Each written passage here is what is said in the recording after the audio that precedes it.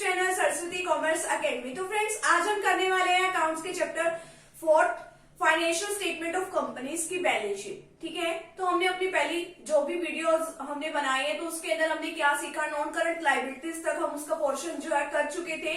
आज हमें करना है इसका fourth part, equity and liabilities का, जिसका नेम है करंट लायबिलिटीज। करंट लायबिलिटीज के आगे 4 हेड्स होते हैं। ठीक है, आज हम उसके बारे में डिस्कस करने वाले हैं। जो आपको पता ही है कि जो बैलेंस शीट होती है वो शेड्यूल 3 के अंदर पार्ट 1 के अंदर डिस्क्राइब की होती है, तो हमें उसके अकॉर्डिंग वर्टिकल फॉर्मेट में उसको करना होता है।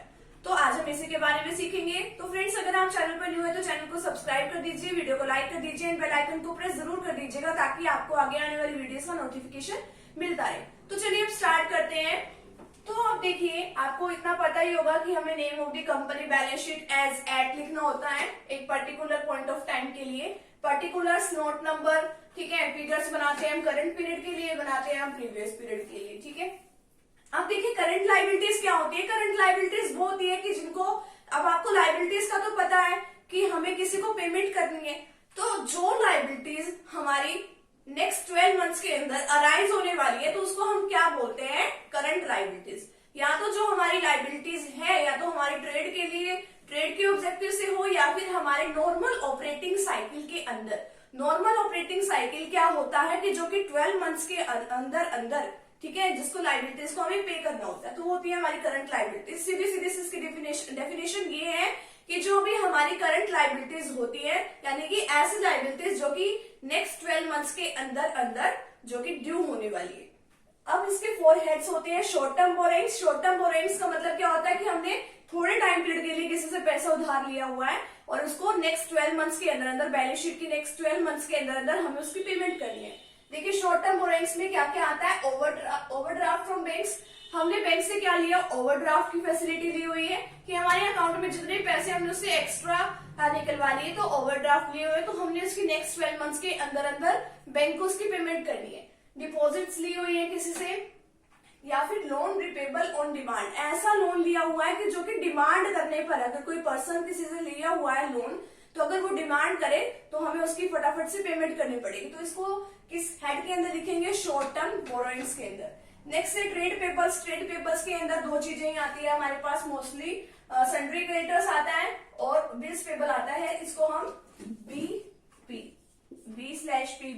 बोल सकते हैं, बिल्स पेबल। ठीक है, नेक्स्ट जो है हमारे पास आता है अदर करंट लायबिलिटीज, जिसको हम करंट लायबिलिटीज में इंक्लूड नहीं करते। ठीक है, तो उसके अंदर अदर करंट लायबिलिटीज में वो आती है, जैसे कि current मैच्योरिटीज of long term debt. अब देखिए, करंट मैच्योरिटीज है लॉन्ग टर्म डेट्स की। नॉन करंट लायबिलिटीज के अंदर जो हमारा लॉन्ग टर्म बोरोइंग्स होता है, ठीक है, तो उनकी कभी ना कभी तो पेमेंट करनी होती होगी ना, जैसे कि डिबेंचर्स है, उनकी कभी ना कभी तो कंपनी को पेमेंट करनी होती होगी। तो जिस साल उनकी पेमेंट करनी है, बैलेंस शीट के 12 मंथ्स के अंदर अगर उनकी पेमेंट करनी है, उसको इस हेड के अंदर लिख दिया जाता है current मैच्योरिटीज of long term debt. तो जिनकी पेमेंट अभी नेक्स्ट 12 मंथ्स के अंदर अंदर करनी है, किनकी पेमेंट करनी है, जो कि हमारी लॉन्ग टर्म बोरोइंग्स के अंदर जो भी चीजें थी, मान लो डिबेंचर्स है, तो डिबेंचर्स हमने 5 सालों के लिए, 7 सालों के लिए, 10 सालों के लिए किसी से एज अ लोन लिए होते हैं, मान लो कंपनी ने, तो उसकी कभी ना कभी तो पेमेंट करनी होती होगी ना। तो 10 सालों के बाद मान लो अब ये वाला ईयर जो है ऐसा आ गया जिसमें हमें उसकी पेमेंट करनी है, तो उसको कहाँ लिखेंगे, current मैच्योरिटीज of long term debt. Next, इसी तरीके से इनकम रिसीव्ड इन एडवांस। अगर हम किसी से प्रीपेड इनकम रिसीव कर लेते हैं, उसको भी हम अदर करंट लायबिलिटीज में शो करते हैं। नेक्स्ट है आउटस्टैंडिंग एक्सपेंसेस। अगर ऐसे एक्सपेंसेस जिनको पे करना था अभी तक पे नहीं किया, वो भी इसी हेड के अंदर आएगा। तो यही 2-3 बातें हम इसके अंदर इंक्लूड करते हैं, और भी है वो आपकी बुक्स में, आप उनको रीड कर लेना। Next is short term provision. Short term provision जो कि हमारे छोटे मोटे कामों के लिए हम उसका प्रोविजन बना के रखते हैं। अब देखिए, थोड़े टाइम पीरियड के लिए प्रोविजंस वगैरह सेट करके रखते हैं, जैसे कि हमारे डेटर्स होते हैं, डेटर्स के ऊपर हम क्या बना के रखते हैं, प्रोविजन बना के रखते हैं। क्यों बना के रखते हैं, ताकि अगर डेटर्स ने पेमेंट नहीं की तो हम इस प्रोविजन का यूज कर लेंगे। ठीक है, तो वो हमारी डेटर्स का जो प्रोविजन वगैरह होता है, इसके अंदर वो आता है। प्रोविजन फॉर टैक्स का जो भी है वो भी इसी के अंदर आता है। तो शॉर्ट टर्म प्रोविजन के अंदर इस तरीके से आते हैं। इसके अंदर प्रोविजन आता है।